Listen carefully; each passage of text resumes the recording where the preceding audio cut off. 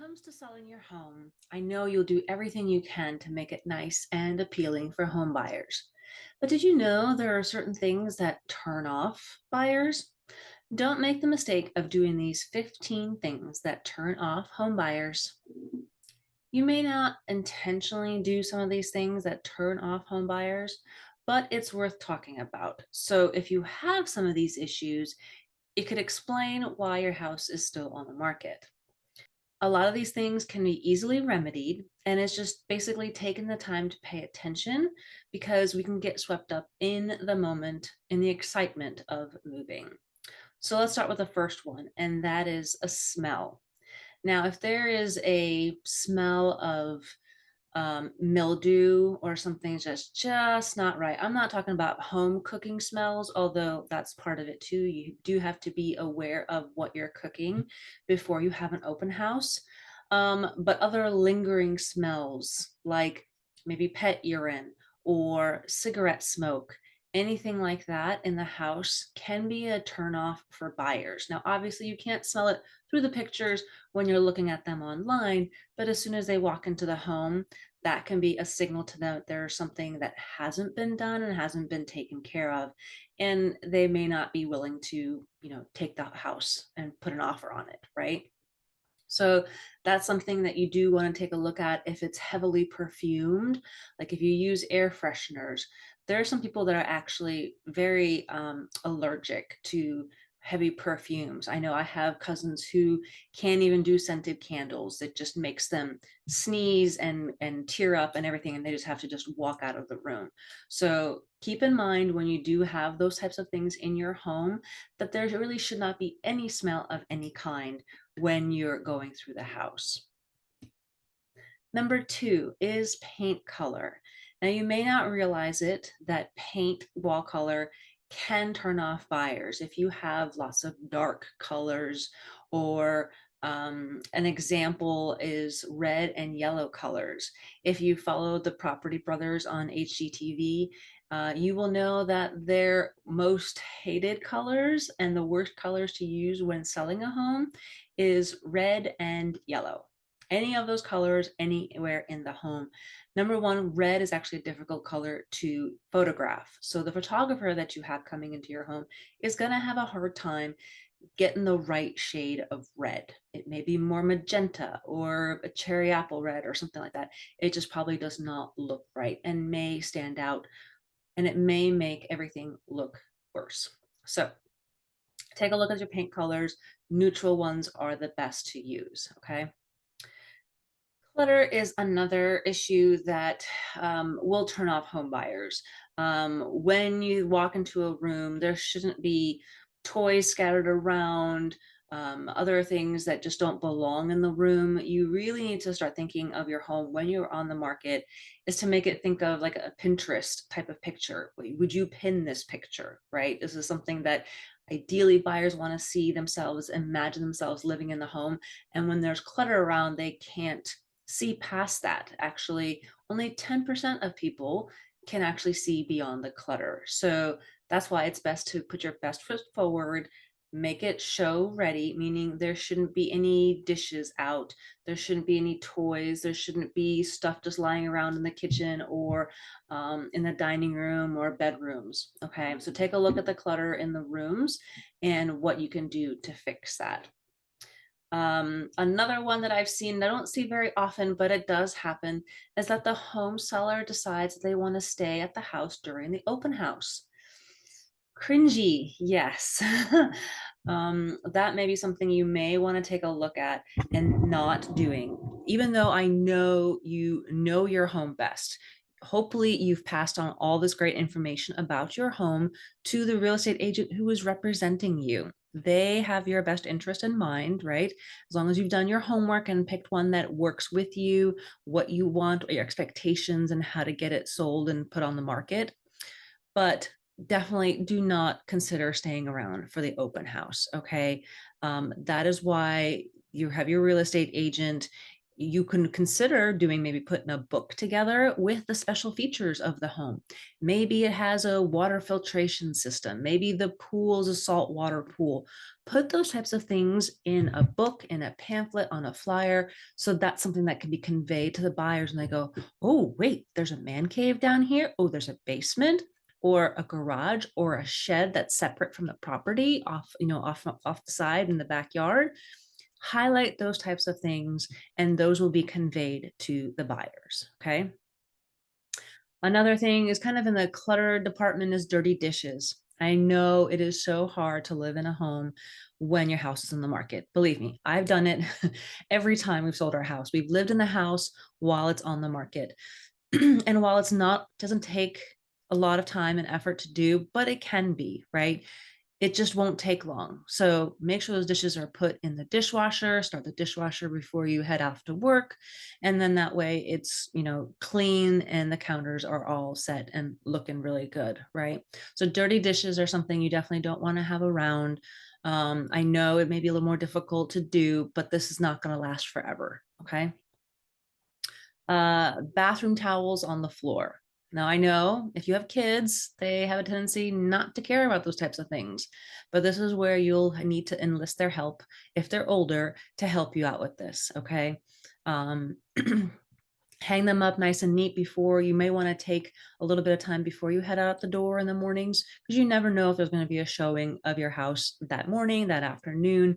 So make sure you take some time to neatly straighten out the towels and things like that. Another item is cluttered counters. We talked a little bit about this as well. I actually have a podcast episode number 299 where I talk about staging countertops. And this is a great way to show off the counters that actually are there. You want to show off the gleaming granite or the marble or whatever else, what kind of surface that you have, and not be cluttered with a coffee maker, a toaster, whatever small appliances you have on that counter or even in the bathrooms. Okay. You want to show off how beautiful that countertop is. And by decluttering it, it'll help you again show off that space. Another thing that turns off home buyers are half-finished home projects. So if you've been meaning to get to that honey-do list of, oh, I've been trying to fix that doorknob, or the screen is, cut maybe in the enclosed porch, whatever it is, buyers will notice that too. Like, oh, well, that's not taken care of and that's not done. And what's this project? Maybe the bathroom you started a renovation and didn't quite finish it. Now is the time to complete all those honey-do lists, whether you do it or just hire somebody else out to finish them for you, so that the buyers don't think, oh, well, this isn't done. It's going to cost me X amount of dollars to get this done. So that means I'm going to reduce that amount from the price of the home and the offer on the home. You don't want them thinking that way. Okay. So finish those projects and get them done. Another thing is holes in the walls. I actually had one client, one of my very first clients in the beginning of staging, when I was staging houses. They wanted me to cover up, they had a big fist-sized wall. I think a kid just, was throwing a ball around the house or something like that, and it just made a hole in the wall, right? They wanted me to put a picture or a piece of artwork over it. I'm like, oh, that's not what staging is. It doesn't cover up holes in the wall. So things like that are things you need to take care of and get done. And, again, turns off buyers if there's things that just aren't taken care of and complete. They want to move into a house, not have to do a to-do list before they even move in. Okay. So like I said, that was one of my first staging jobs that I had as a home stager. I do have a free guide to get you started on staging your home. It's called How to Start Staging Your House Now. It's a free guide. I'll put a link in the show notes, in the notes below, so that you can get and that attachment as well, so that you can get started on what you should be doing. It talks about how to influence buyers, what home improvements to consider doing first before others, and then 10 home staging tips to get you started right away. All right, back to the list of what else turns off home buyers. An overgrown yard. Yes, that is a big one that basically buyers will see that as soon as they pull up to the drive, right? If they have to walk through knee-high weeds or, bushes that aren't trimmed, those are things that they will, again, will start to think, well, if they can't maintain the outside, what makes me think that they've maintained the inside? So they're already thinking, well, I need to start, decreasing my offer, or this is going to cost me this X amount of dollars to fix and get this all going. So don't let them think that way. Just take care of that yard, get it trimmed. I know we had a point where we had to rent out our house and we didn't have renters in between. So we had a landscaper come in every week or two, depending on the season, to come in and cut the yard, edge the driveway, and things like that. So if that's something that you need to do, that's what needs to be done as well. Speaking of plants and yards, is too many plants. I'm talking about indoor plants. That is another turnoff because then it looks like more of a jungle or a nursery rather than a home. I've seen pictures of state houses that were not staged and they had, oh gosh, about 20 plants in the bathroom. That's a lot of plants, and they were all different sizes. They were beautiful. It's fantastic. But this is not the time to show those off. What you're going to probably have to do is spread them out to the rooms. I actually had another home owner where she had lots of plants also, and what we did, because they had so many different rooms, we were able to spread them out, like maybe put two or three in the kitchen out of the 10 that she had, and then moved them to different spots, maybe in the eat-in kitchen, maybe in the living room, in a bookshelf, on whatever, so that again, it didn't look like a nursery or, a jungle that took over the house, right? So definitely take a look at that. Dirty laundry is another thing to look at. And I know it's really hard to be doing laundry while your house is on the market. I would recommend small loads if you can do it every couple of days or so.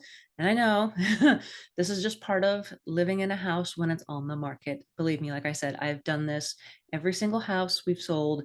It can be done. It's only for a short amount of time. So make sure that when you do the laundry, that you do get it washed, you get it dried, and then put away right away. Okay. Don't let it sit piled up in the laundry room. If you have a closet that you can maybe put a lid on those items, that's an option to do, but don't leave them empty, those hampers out there in front of the washer machine to get done. Okay. Dirty kitchen appliances is another thing that turns off buyers. They're going to be opening up cabinets and appliances, checking what's the oven look like, is it dirty, is the kitchen, is the refrigerator dirty, all those types of things. They're going to be looking and they're going to be opening up. So take a look now, start getting that oven scrubbed, the stove top cleaned, the microwave cleaned, all those types of things. If you don't do that, then maybe enlist a friend to help you out or a cleaning service to help you with that as well. But those are big things that the buyers will look at and say, ooh, I'm going to pay for a cleaning service to come take off this and get this cleaned up. So again, another thing you don't want them to add on their to-do list. Number 14 on my list are old-fashioned decor trends. Yeah, I know. So if your house is older, you probably have some dated items. I actually have a blog post called 5 Decor Trends That Date Your Home. So I will put that in the notes below with the link to read that as well. But basically it's lighting, it's things like that. You probably know what I'm talking about. Like, ooh, yeah, that's a dated look. Yeah, you can tell. So if you have some of those things, I know I had a client who basically had to update her light fixtures, which she did. It was basically, it was the dining room and the eat-in kitchen area. They were just older, fixtures. Those are easily changed out and can make the actually place look so much better with just a few changes in the light fixtures. Okay. And then finally, my last one, which you're probably going to laugh about, but it does happen. Number 15 that turns off are dead bugs. I know. Oh, I was staging a home where the bugs were just all by the front door as soon as you walked in. Now, I get that it's going to happen, especially by the garage area sometimes too, right? But this house was vacant, had moved out, and no one had come in to kind of just sweep it up and clean them out, right? So you don't want to show those kinds of things around.